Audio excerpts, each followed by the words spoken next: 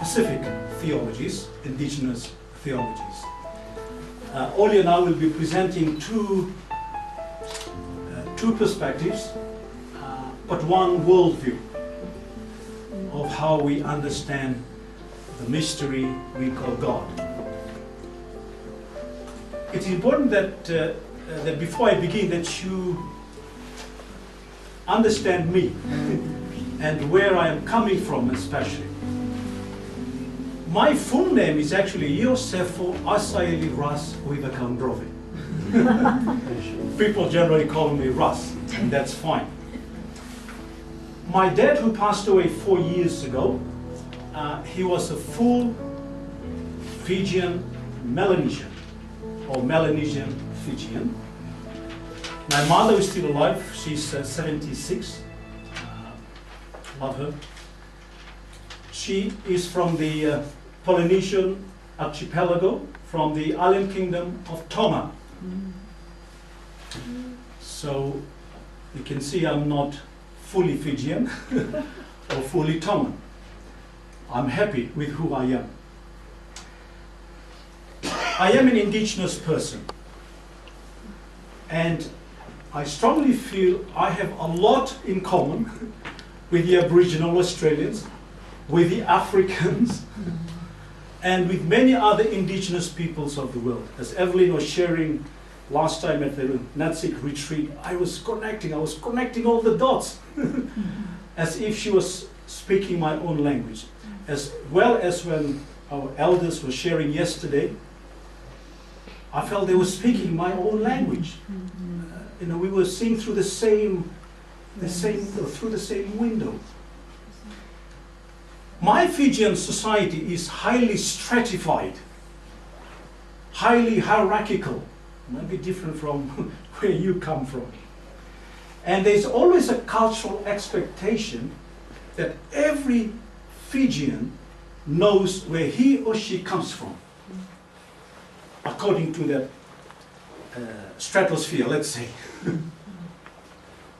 So, a bit about me. If you ask any Fijian, he needs to know his own background, information. So I come from a province called Lalangavesi. Our common collective chieftain title is Turana Tuitunuloa. Our paramount chief is Tuitakau. The name will never change. Our sub-tribe is the Benawi Dhake. My totem fish is a shark, or in Fijian, ngio. My bird is the collard lori, or in my language is called kula. My tree is the Insia bijuga, or hardwood vesi. My animal is a one-eyed dog called Beralovo. Not two, just one.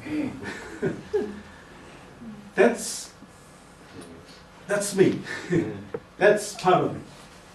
That's part of my cultural identity as a Melanesian Fijian. If you ask any other Fijian from any other parts of Fiji, from the highlands or eastern side, we're from the north. Their bird is different, their fish is different, and so forth. So depending where you were born in Fiji, all should have their own totems of fish, of trees, of plants, and even a common ancestral name to identify where they are from.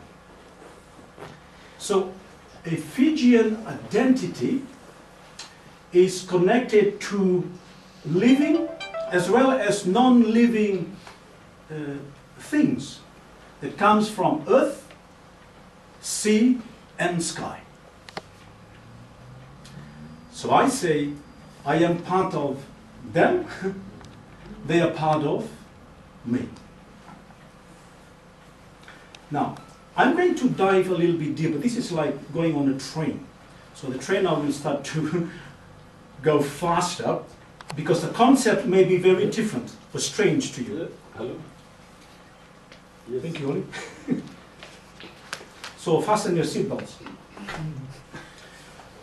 Traditionally, the people of Fiji attributed all kinds of, let's say, unexplained phenomena, the mysteries of the world, whether it's to do with sickness or good health, bad life, good life, broken relationships, crops or lack of it, if you go fishing and there's nothing in the basket, cyclones.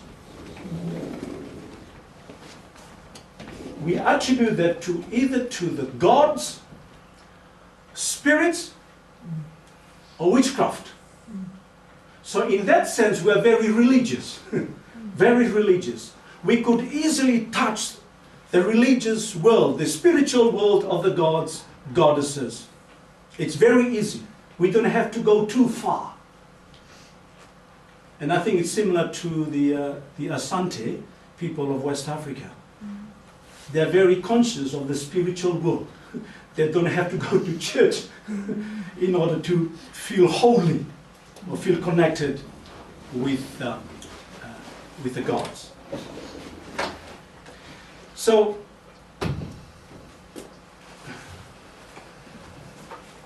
until now, this is still part of our Fijian way of identifying ourselves. So when someone comes into a new village, this is the first things the elders will ask. Where are you from? What's your totem? What's your common ancestral name? And so forth.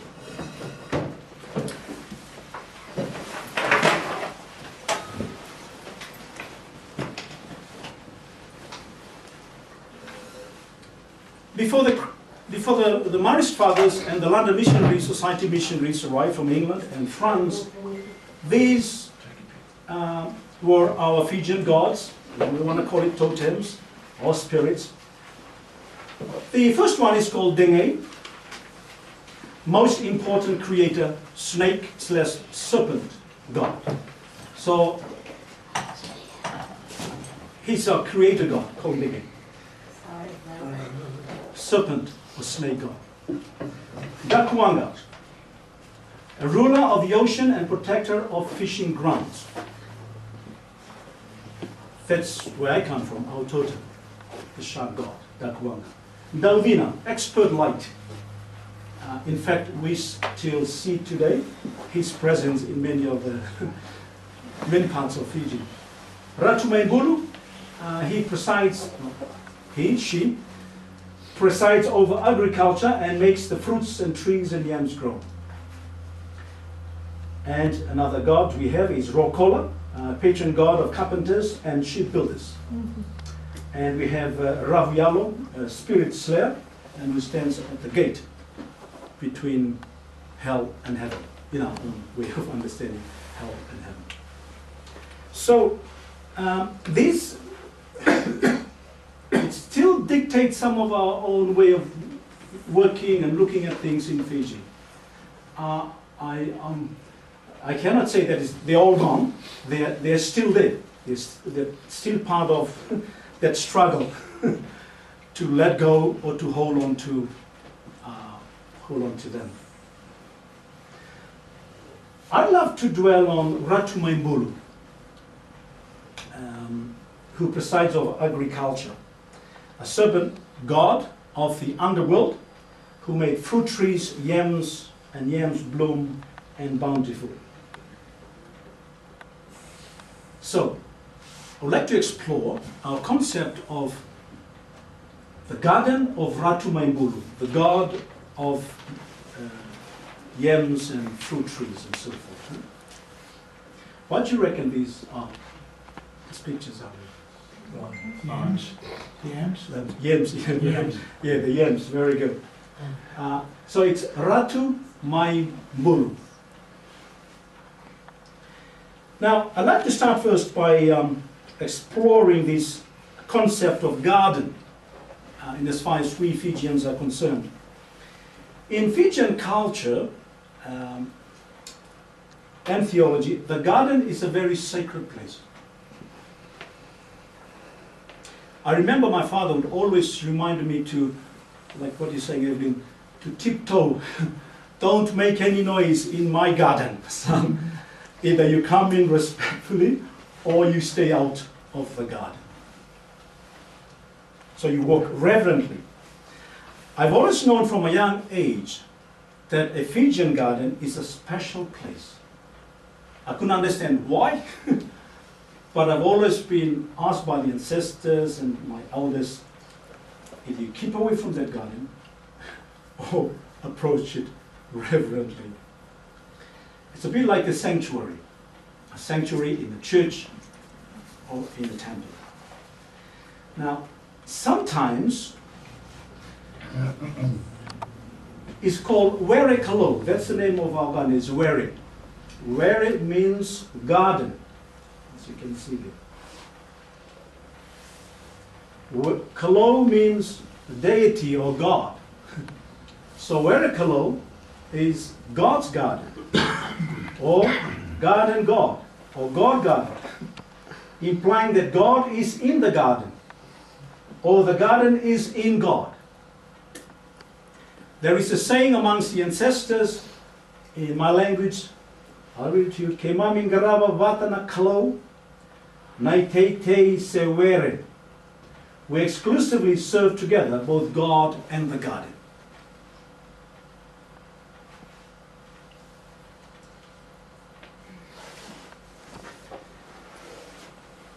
And the God believed to be responsible for making all the fruit trees and all growth, taro and vegetable to grow, is no other than that God, Ratumaibulu. Now, I'll just explain what that means. God Ratumaibulu. Now, this God is neither he nor she, it, whatever. Ratu means elder or chief. Okay. Who lives or stands underground or in it, never above it. Never above. Mai means from, and Bulu means underworld, or the cosmic world. It could mean the spiritual world, the world of the ancestors who have gone before us, or probably you can also say heaven.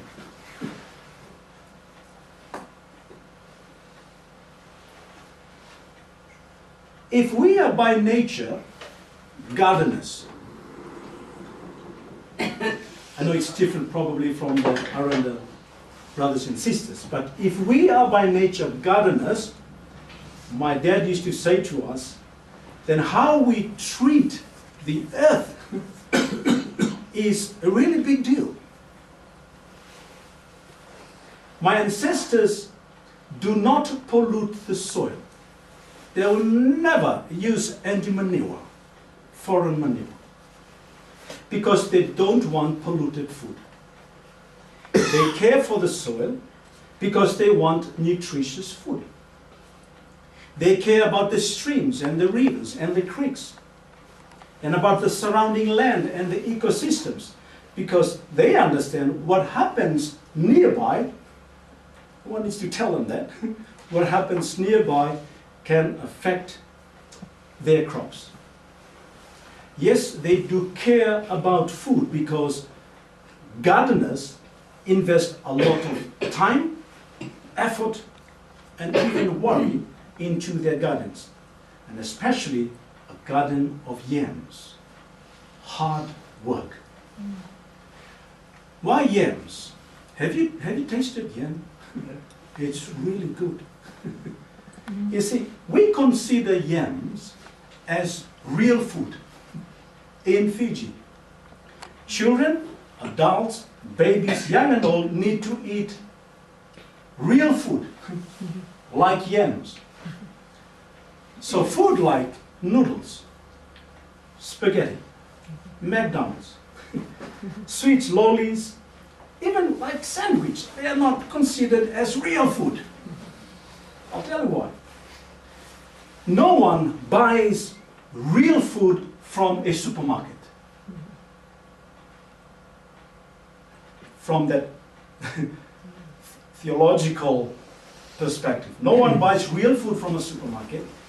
Real food, my ancestors believe, is pushed up, comes from the ground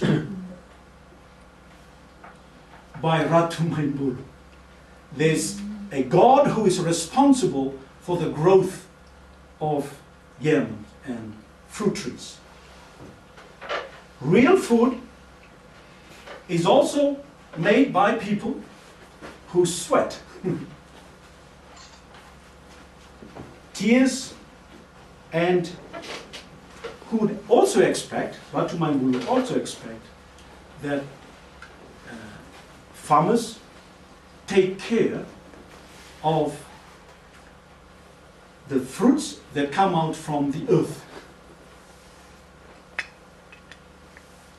So a man, a Fijian who has a big, clean and blossoming garden of yams is sometimes considered closer to the god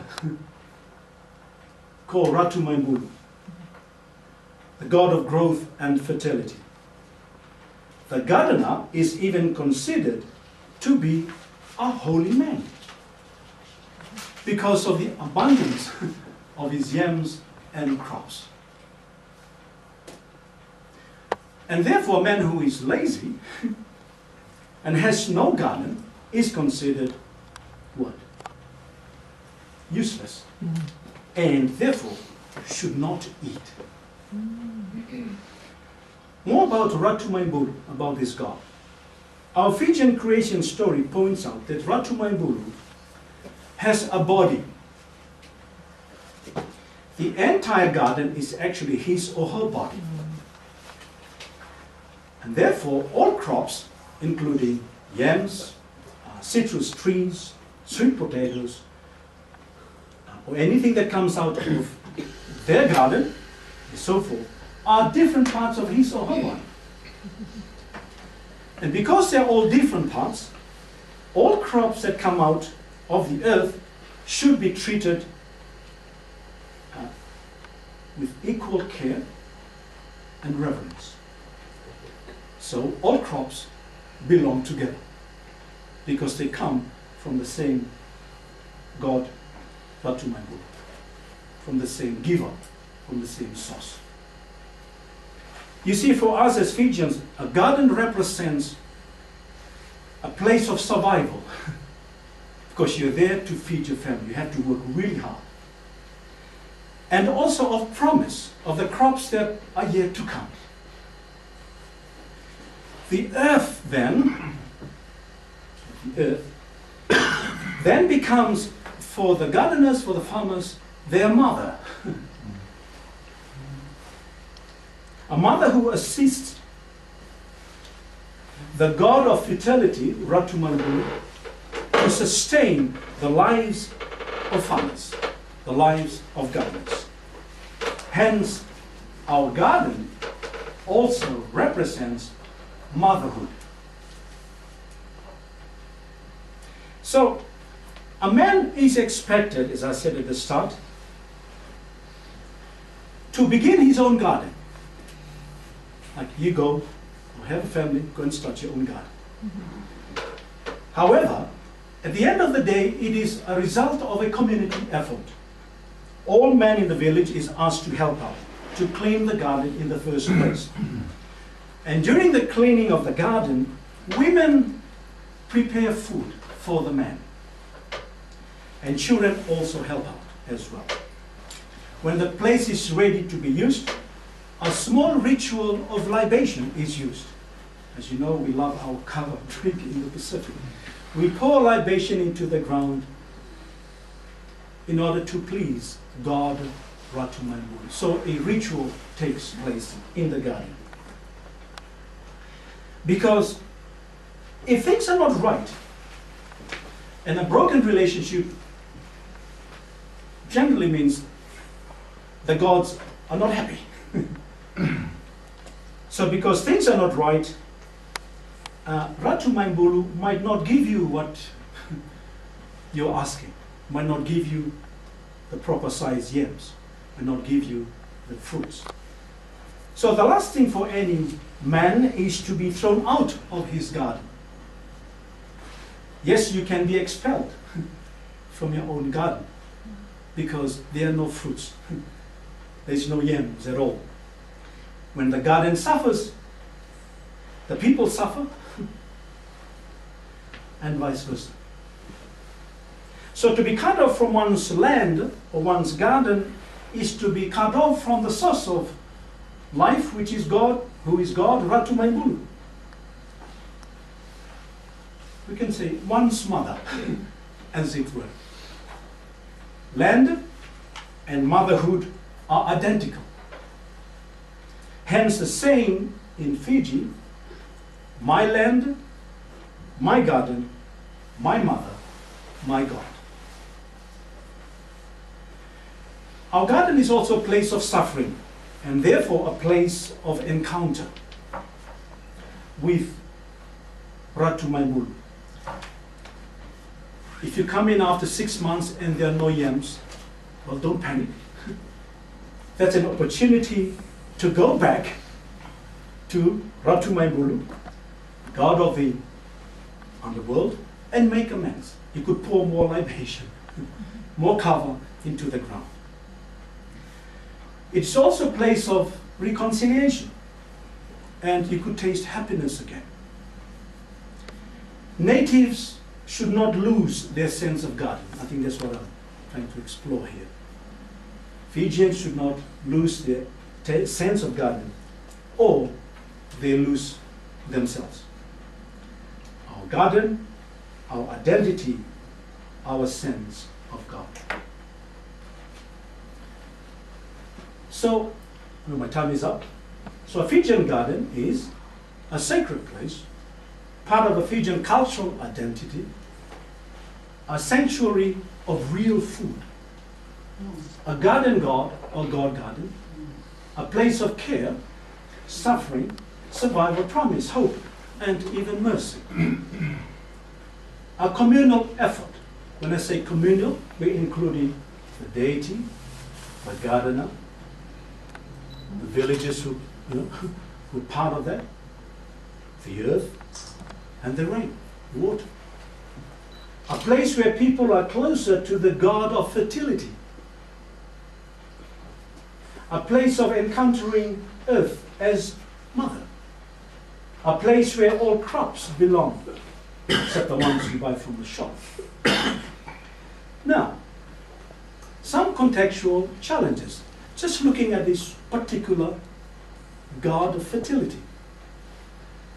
Are new crops like grapes and olives allowed in our garden? What happens to our gardenless Fijians and how are they treated today in Fiji? Especially the landless people who, at home.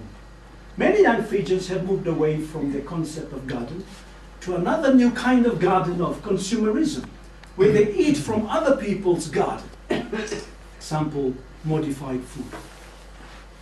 Mining and deforestation have destroyed our gardens.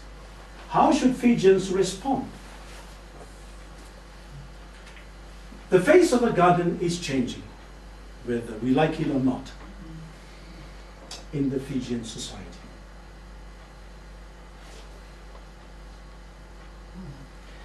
Just to finish off, friends, our concept of garden reflects the world of the Fijian, our value system, our culture, language, and our relationship.